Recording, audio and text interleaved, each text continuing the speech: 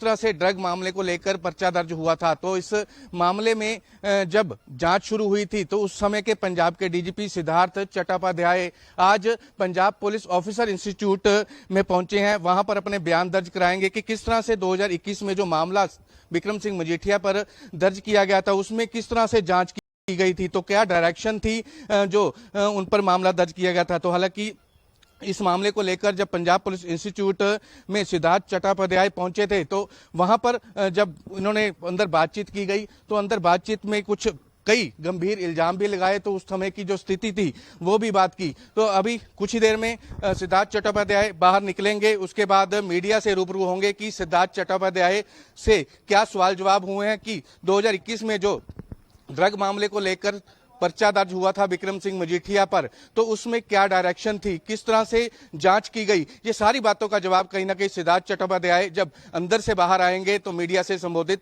करते नजर आएंगे। कैमरामैन हैप्पी के साथ विजय वोरा, हिंदी खबर, चंडीगढ़। और एक बड़ी जानकारी आपको मिलते हैं, आज दानवीर भामाशाह जी की जयंती है। वो इसके उपलक्ष्य में लोक भवन में कार्यक्रम आयोजित किया जाएगा। कार्यक्रम में सीएम योगी करेंगे शिरकत। सीएम योगी व्यापारियों को करेंगे सम्मानित। ये एक और बड़ी जानकारी इस वक्त की आपको दे रहे हैं। और बड़ी खबर यह है कि आज दानवीर भामाशाह की जयंती है, दानवीर भामाशाह जी की जयंती, और इसके उपलक्ष्य में लोक भवन में आज कार्यक्रम आयोजित किया जाएगा। इस कार्यक्रम में यूपी के मुख्यमंत्री योगी आदित्यनाथ शिरकत करेंगे। तो ये बड़ा कार्यक्रम जिसमें सीएम योगी व्यापारियों को भी सम्मानित करने वाले हैं।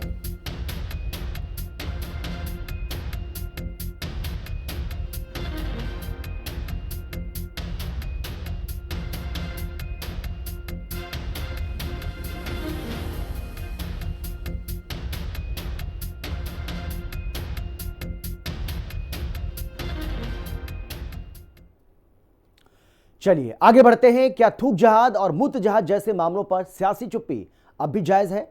मुख्यमंत्री योगी आदित्यनाथ ने कांवड़ यात्रा को लेकर बेहद सख्त निर्देश जारी किए हैं। खुले में मांस की बिक्री बंद हो, साफ सफाई और सुरक्षा में किसी तरह की कोई ढिलाई ना हो, और हर दुकानदार को अपनी असली पहचान के साथ काम करना होगा।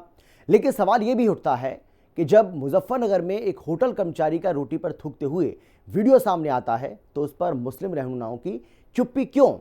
क्या ये चुप्पी जानबूझकर है? क्या वोट बैंक के डर से विपक्ष थूक और मूत्र जहाज जैसे मामलों पर खामोश है? और सबसे अहम सवाल कि क्या अब त्योहारों को निशाना बनाने वालों के खिलाफ कोई सर्वसम्मति से फैसला होगा? इस पर कोई सर्वसम्मति बनेगी या फिर सियासत ही सबसे बड़ी रुकावट, सबसे बड़ी बाधा इसमें बनती रहेगी? एक रिपोर्ट आपको हम देखिए।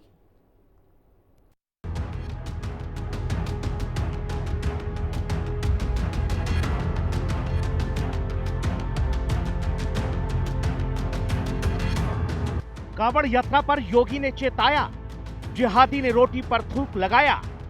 योगी ने कांवड़ यात्रा का ताना वाना बुना, थूक जिहाद पर खामोश मुस्लिम रहनुमा। मुख्यमंत्री योगी आदित्यनाथ ने आगामी कांवड़ यात्रा को लेकर आला अधिकारियों के साथ एक उच्च स्तरीय बैठक की। इस दौरान कांवड़ यात्रा को लेकर मुख्यमंत्री ने विशेष निर्देश दिए। उन्होंने कहा कि कांवड़ यात्रा मार्ग पर कहीं भी खुले में मांस आदि की बिक्री न हो। इसके साथ ही हर दुकानदार को स्पष्ट रूप से नाम लिखना होगा। एक और प्रदेश के मुखिया योगी आदित्यनाथ प्रदेश में हर त्योहार के आयोजन को शांतिपूर्ण तरीके से आयोजित कराने पर आमदा हैं, तो वहीं दूसरी तरफ जिहादी मानसिकता रखने वाले थूक जिहाद और मूत्र जिहाद से बाज नहीं आ रहे। मुजफ्फरनगर के रोड पर राज मार्केट के एक होटल में रोटी बनाते समय कारीगर रोटी पर थूक रहा है और फिर उसके बाद तंदूर में रोटी लगा रहा है। ये जिहादी रोटियां बनाकर उसे खाना खाने आने वाले लोगों को परोस देता है। और इसीलिए मुख्यमंत्री योगी आदित्यनाथ हर होटल और ढाबे वालों को ये निर्देश दे चुके हैं कि उन्हें अपना नाम बदलकर होटल चलाना नहीं चाहिए।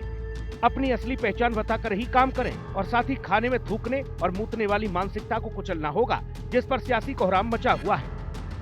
जिस तरीके से लगातार उत्तर प्रदेश में थूक जिहाद देखने को मिल रहा है, उससे खाने जैसे पवित्र चीज़ों पर शंका होने लगी है। लोग अब साफ़ सुथरी जगह पर खाना पसंद करते हैं और चाहते हैं कि वहाँ पर नाम लिखा जाए। तो नाम लिखना भी स्वाभाविक है और प्रशासन की तरफ से मुहर्रम के संबंध में भी गाइडलाइन जारी कर दी गई है कि हथियारों का प्रदर्शन और भड़काऊ नारे न लगाए जाएँ। वहीं पर कांवड़ यात्रा के शुरू होने के संदर्भ में भी योगी आदित्यनाथ ने पूरी तरीके से प्रशासन को चाक चौबंद कर दिया गया और विपक्ष से भी कहा गया कि ऐसे कोई भी नारे, कोई भी बयान, कोई भी भाषण न दें जिससे प्रदेश में अराजकता का माहौल हो और उत्तर प्रदेश में कहीं पर भी लॉ एंड ऑर्डर अगर बिगाड़ने की किसी ने कोशिश की तो उसके ऊपर सख्त से सख्त कार्रवाई की जाएगी। उत्तर प्रदेश की भारतीय जनता पार्टी की सरकार तुष्टीकरण की सियासत को बढ़ावा देने के लिए इस तरीके के बयान दे रही है। समाज में एक दूसरे के खिलाफ एक खाई खोदी जा रही है। तुष्टीकरण के माहौल को बढ़ावा दिया जा रहा है। समाज दूषित हो उसके लिए इस तरह के बयान दिए जा रहे हैं।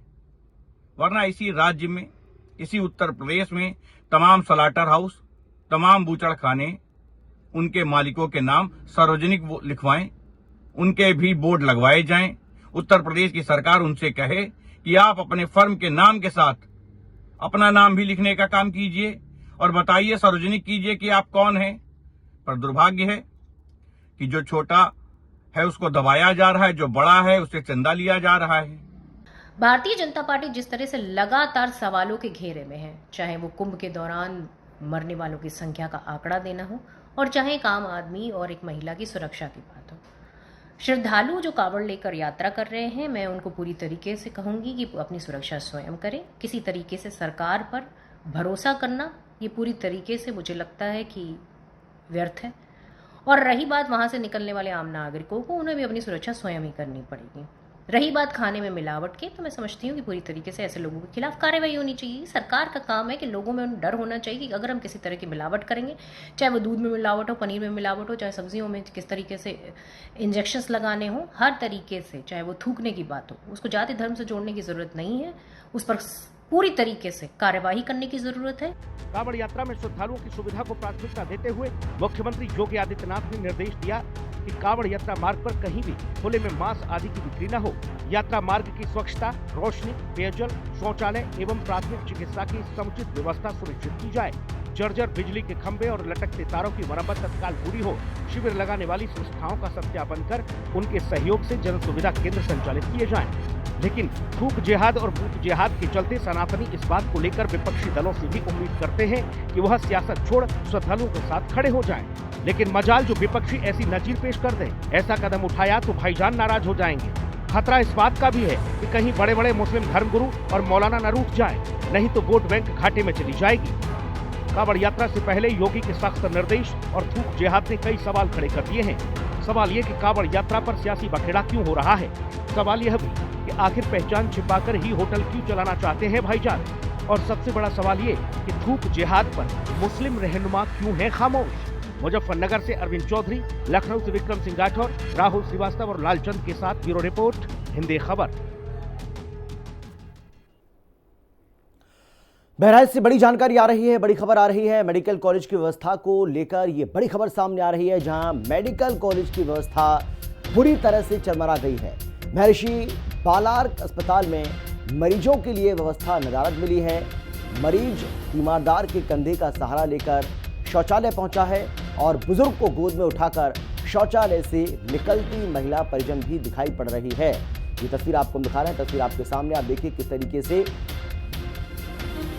इन तस्वीरों को देखकर अंदाजा आप लगा सकते हैं कि इस अस्पताल की आखिर क्या व्यवस्था होगी।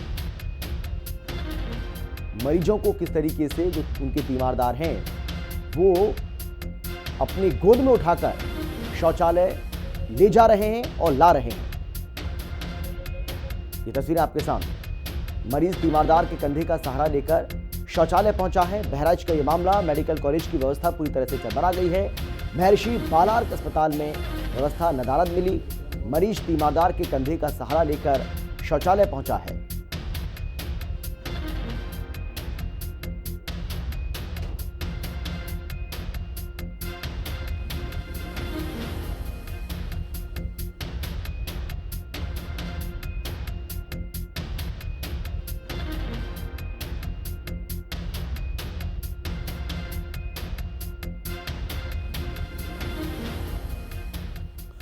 और चलिए अब बात करेंगे माफिया अतीक अहमद के करीबियों पर। जिस तरीके से मुख्यमंत्री का हंटर लगातार चल रहा है उसकी बात करते हैं।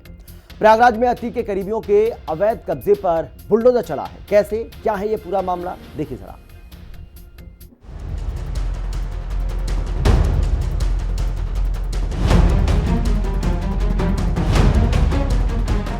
क्या लौट आया अतीक का राज? प्रयागराज में अब कौन फैला रहा पैर? किन 12 लोगों के खिलाफ एफआईआर? प्रयागराज में माफिया अतीक अहमद और उसके भाई अशरफ की मौत के बाद अब उसके रिश्तेदार और करीबियों का आतंक शुरू हो गया है।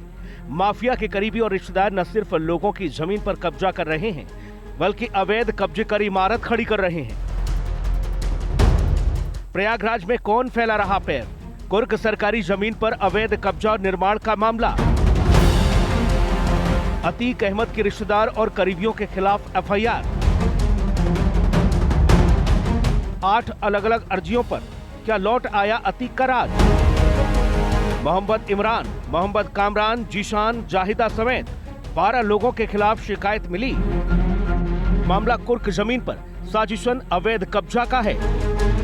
8 कुर्क अचल संपत्तियों को कुर्की की बात छिपा षड्यंत्र कर बेचा।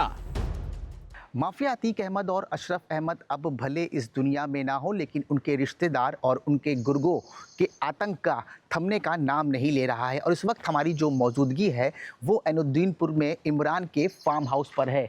तस्वीरों में आप देख सकते हैं कि ये वही फार्म हाउस है जिसको लेकर ये काफ़ी सुर्खियों में रहा है, क्योंकि इसी फार्म हाउस को लेकर अतीक अहमद का दूसरे नंबर का बेटा अली अहमद ने इमरान से 5 करोड़ की रंगदारी मांगी थी। हालांकि इमरान अभी जेल में बंद है और आप तस्वीरों में देखिए कि ये पूरा जो फार्म हाउस है वो भी अभी पूरी तरीके से कार्रवाई करके इसको बंद कर दिया गया है। लेकिन तस्वीरों में हम आपको दूसरी तरफ दिखाएंगे किस तरह से, देखिए यहाँ पर जो ज़मीनें यहाँ पर कुर्क कर दी गई थी, उन ज़मीनों पर अवैध प्लाटिंग का खेल चल रहा था। लेकिन जब ये खबर प्रशासन तक पहुँची तो प्रशासन में हड़कंप मच गया और प्रशासन यहाँ दोबारा पहुँची और इस अवैध प्लाटिंग को पूरी तरीके से उन्होंने नष्ट किया।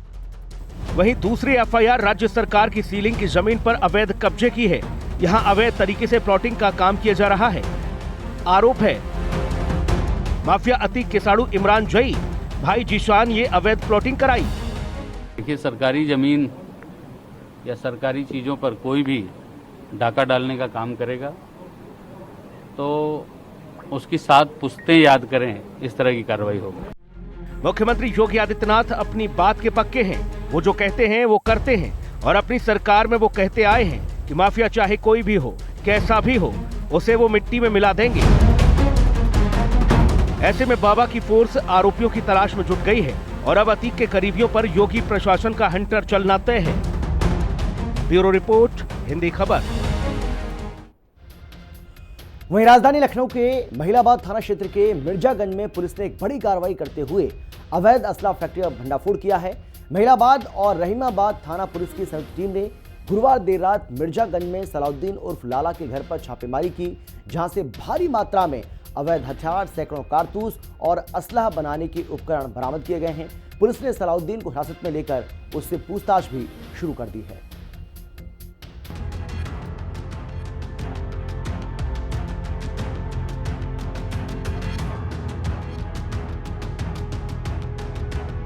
सलाउद्दीन की हथियार फैक्ट्री का भंडाफोड़ 50,000 किस्त पर चलाने के लिए थे। 3,000 बंदूकें किसके लिए बनाई गई? लखनऊ में जिहादी फैक्ट्री का खुलासा। पुलिस हिरासत में खड़े शख्स को गौर से देख लीजिए। ये वही शख्स है जो लखनऊ में जिहादी फैक्ट्री चलाता है, लेकिन योगी की फोर्स इस हकीम की करतूत का भंडाफोड़ कर चुकी है और हथियारों के जखीरे को भी बरामद कर लिया गया है। अपने बच्चों को स्कूल ले जा रहा है, स्कूल से वापस ला रहा है, अपने थोड़ी बहुत यही कोई हड्डी बैठालना। खुद लाला का एक्सीडेंट हो गया था, लाला की टांगें टूट गई, तो लाला उसके बाद जो है इतना ज़्यादा उसमें वो हो गए कि वही काम खुद करने लगे। मतलब खुद टूटे फूटे जहाँ इलाज कराते थे, कल्लू थे कोई हड्डी बैठालते थे, तो लाला उन्हीं के साथ यहाँ बैठ गए, यहाँ काम करने लगे। कल एकदम से मालूम हुआ, हम चौराहे पे आम का काम चल रहा है, आजकल आम का सीजन है, कुछ मालूम नहीं किसी को, कुछ मेरा ट्रांसपोर्ट है चौराहे पे। जब रात में करीब 2 बजे 1 बजे मालूम हुआ कि लाला के घर ऐसा मिला, तो लोग भी है तो कैसे हो सकता, और अगर है तो भाई कुछ मिला है तभी इतना बड़ा उनके ऊपर ब्लेम लगा। ऐसा तो है नहीं कि नहीं मिला, कुछ ना कुछ तो है। मुहर्रम से पहले राजधानी लखनऊ के मलिहाबाद थाना क्षेत्र में महज कुछ दूरी पर चल रहे एक अवैध असला फैक्ट्री का पुलिस ने भंडाफोड़ किया। ये फैक्ट्री सलाउद्दीन और लाला के मकान में चल रही थी। थाना मलियाबाद पर जरिए मुखबिर एक सूचना प्राप्त होती है कि कस्बा क्षेत्र में ही एक व्यक्ति के द्वारा कुछ अवैध हथियारों का भंडारण किया गया है। इस सूचना पर थाना मलियाबाद उसके साथ साथ रहीमाबाद थाना क्षेत्र की टीम का गठन करते हुए इस पर जो ऑपरेशन किया गया, इस ऑपरेशन के दौरान कुछ अवैध असलहे बनाने के कुछ उपकरण एवं कुछ कारतूस बरामद हुए हैं। साथ ही प्राप्त जानकारी के अनुसार जो सूचनाएं मिली थी उस पर काम करते हुए सलाउद्दीन उर्फ लाला सन ऑफ शहाबुद्दीन जो मलियाबाद क्षेत्र का ही है, इस व्यक्ति को हिरासत में लेकर के पूछताछ की जा रही है। अन्य विधिक कार्यवाहियां प्रचलित हैं। घटना के बारे में अन्य जो जानकारियां हैं वो हासिल की जा रही हैं। मौके पर टीम अभी क्रियाशील है। सलाउद्दीन उर्फ लाला का घर, हथियारों का जखीरा बरामद, 8 जिंदा कारतूस, 1 राइफल, अर्धनिर्मित 4 बट, AR गन, 6 बांका, 2 छुरी, 1 आरी, 3 पिस्टल, 315 बोर का तमंचा, 22 बोर का तमंचा, 2 देसी तमंचा, 22 बोर का, 10 कारतूस, 68 कारतूस, 22 बोर, 30 कारतूस, 12 बोर, 40 खोखा कारतूस, 22 बोर, 2 जिंदा कारतूस, 32 बोर, 1 खोखा कारतूस, 32 बोर, असलाह बनाने के उपकरण बरामद हुए हैं। पुलिस और एसटीएफ की प्रारंभिक जांच में इस बात की आशंका जताई जा रही है कि सलाउद्दीन का अवैध हथियारों का कारोबार किसी बड़े नेटवर्क या आतंकी संगठन से जुड़ा हो सकता है। छापेमारी के दौरान बरामद हथियारों की प्रकृति और उनकी भारी मात्रा ने जांच एजेंसियों को सतर्क कर दिया है। पुलिस ये पता लगाने की कोशिश कर रही है कि हथियार कहां सप्लाई किए जा रहे थे और इस नेटवर्क में और कौन कौन शामिल है। संवाददाता राज यादव, हिंदी खबर। सलाहुद्दीन पेशे से एक हकीम बताया जा रहा था। आपको बता दें, लाला सलाहुद्दीन का ये घर है और इसी घर से पुलिस ने विदेशी हथियार और लमसम 300 से ज्यादा असलहे बरामद किए हैं। पुलिस ने बताया कि उसमें कई विदेशी हथियार भी शामिल हैं। आपको बताते चलें कि लाला सलाहुद्दीन पेशे से एक डॉक्टर था, लेकिन वो शिकार का बहुत आदी था। इसी घर से आपको बता दें कि जानवरों की खाल भी पुलिस ने बरामद की है। लखनऊ से हिंदी खबर के लिए राज यादव। सवालों में जखीरा किशोर इशारा, ये बात आपको बताते हैं। सवाल यह है कि आखिर त्योहारों के दिन किसी बड़ी घटना को क्या अंजाम देने की एक साजिश थी? 300 से ज्यादा कारतूस किस पर चलाने के लिए लाए गए थे? क्या गिरफ्तार सलाउद्दीन का कोई आतंकी कनेक्शन भी है? कहां से आया हथियारों का इतना बड़ा जखीरा, जो कि सबसे बड़ा सवाल है। हथियारों को एक जगह इकट्ठा किया जा रहा था त्योहारों के दिन या त्योहारों के मौके पर, क्या इनको प्रयोग करने की कोशिश की जा रही थी? तो कई सारे ऐसे सवाल हैं जिन सवालों का जवाब मिलना भी बाकी है और पुलिस इन सभी सवालों का जवाब जो है वो ज़रूर तलाशना चाहेगी। सबसे बड़ा सवाल है कि आखिर ये इतना बड़ा जो ज़खीरा है वो कहाँ से आया? हथियारों को एक जगह इकट्ठा किया जा रहा था, आखिर क्यों? वजह क्या है? और त्योहारों के दौरान किसी बड़ी घटना को क्या अंजाम देने की एक कोशिश थी? 300 से ज़्यादा कारतूस किस पर चलाने के लिए थे? और क्या गिरफ्तार सलाउद्दीन का कोई आतंकी कनेक्शन भी है? ये सवाल सबसे बड़ा है, क्योंकि पुलिस अब इसकी भी छानबीन करने की कोशिश कर रही है। पुलिस ये जानना चाहती है कि आखिर ये इतना बड़ा ज़खीरा, जो आप अपनी टीवी स्क्रीन के ऊपर देख भी रहे हैं, तस्वीरों में आप देख सकते हैं, यहाँ पर भारी संख्या में हथियारों का ये ज़खीरा बरामद हुआ है और पुलिस भी भौचक्का रह गई। हालांकि बताया जा रहा है कि और इस गुप्त सूचना के आधार पर पुलिस ने यहाँ पर छापेमारी की और छापेमारी के दौरान ही ये सलाउद्दीन जो है वो गिरफ्तार किया गया और उसके घर से ये भारी संख्या में हथियारों की बरामदगी हुई है। इससे पता चलता है कि किस तरह से यूपी में या यूपी को दहराने की क्या कोई साजिश की जा रही थी, क्या कोई षड्यंत्र रचा जा रहा था। लेकिन कुछ भी कहने से पहले हमें ये ध्यान रखना पड़ेगा कि पुलिस जब पूछताछ करेगी इस आरोपी से, जिसका नाम सलाउद्दीन है, जिसको गिरफ्तार किया गया है, उसके बाद ही दूध का दूध और पानी का पानी हो पाएगा। ये पता चल पाएगा कि आखिर इसके पीछे की वजह क्या रही। लेकिन इतने भारी मात्रा में हथियारों को ये इकट्ठा क्यों कर रहा था, कब से कर रहा था, किस लिए कर रहा था, इसके साथ और कौन कौन ऐसे लोग थे जो इसमें शामिल थे इस पूरे षड्यंत्र में, और कब से ये गोरख धंधा यहाँ पर चल रहा था, ये भी अब पुलिस जानने की कोशिश ज़रूर करेगी, क्योंकि ये बहुत बड़ी कामयाबी है पुलिस के लिए, क्योंकि एक जगह से, एक घर से, एक व्यक्ति के पास से हथियारों का इतना बड़ा जखीरा बरामद होना ये वाकई में बहुत बड़ी चिंता का विषय। नोएडा के सेक्टर 55 स्थित एक वृद्धाश्रम से कल जो तस्वीरें सामने आईं, उन्होंने इंसानियत को झकझोर कर रख दिया है। उत्तर प्रदेश महिला आयोग, नोएडा पुलिस और समाज कल्याण विभाग की संयुक्त कार्रवाई में 39 बुजुर्ग ऐसे हाल में मिले जो किसी भी सभ्य समाज के लिए बहुत ज्यादा शर्मनाक हैं। बुजुर्ग परिवार की ताकत होते हैं, बुजुर्ग परिवार की शान होते हैं। ये अपने बच्चों को उंगली पकड़कर चलना सिखाते हैं, दुनियादारी सिखाते हैं और बच्चों को कामयाब बनाते हैं। लेकिन ये बच्चे जब कामयाब हो जाते हैं तो बोझ समझकर सड़क पर छोड़ देते हैं या फिर ओल्ड एज होम में छोड़ देते हैं। ये बुजुर्ग अपने किस्मत पर पहले ही आंसू बहा रहे थे, उसके ऊपर ठिकाना भी और बदतर मिल गया। यहाँ बुजुर्गों की जिंदगी किसी नर्क से कम नहीं थी। भला उस शख्स का जिसने इनकी दयनीय हालत का वीडियो लखनऊ में सरकारी विभाग तक पहुंचा दिया और आखिरकार काला सच सामने आया। नर्क से भी बदतर नोएडा का वृद्ध आश्रम, मलमूत्र में सने कपड़े, बंधे हाथ। 39 बुजुर्गों को देखकर सहम जाएंगे आप। ऐसे ही नोएडा के सेक्टर 55 में स्थित आनंद निकेतन वृद्धाश्रम में हाल ही में हुई छापेमारी ने बुजुर्गों की दयनीय स्थिति का खुलासा किया है। 40 से ज्यादा बुजुर्ग बेहद खराब हालत में पाए गए। कई बुजुर्गों के हाथ बंधे हुए थे, कुछ के पास कपड़े तक नहीं थे और कई मलमूत्र में सने हुए थे। यह राज्य महिला आयोग, पुलिस और समाचार कल्याण विभाग ने संयुक्त रूप से रेड मारी तो अंदर का हाल देखकर ये लोग हैरान रह गए। यहाँ से दयनीय हालत में 30 बुजुर्गों का रेस्क्यू किया गया, जिनको सरकारी ओल्ड एज होम में शिफ्ट कराया जा रहा है। 3 लोगों को शिफ्ट कर रहे हैं अपने दनकौर झांझर वृद्धाश्रम में और नोटिस यहाँ जारी हो रहा है।